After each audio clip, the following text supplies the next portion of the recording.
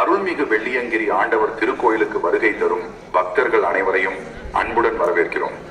அன்பார்ந்த பக்த பெருமக்களே, வெள்ளியங்கிரி மலைப்பாதை கடுமையான நடை கொண்டதாக இருப்பதால் முழுமையான உடல் தகுதி உள்ளவர்கள் மட்டுமே மலை ஏறுமாறு அன்புடன் கேட்டுக் கொள்ளப்படுகிறது.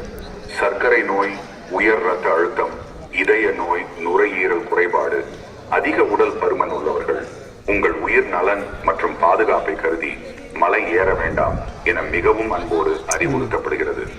ஓம் நம சிவாய. திருக்கோயிலுக்கு மலையேறும் பக்தர்கள் கவனத்திற்கு அன்பான வேண்டுகோள்.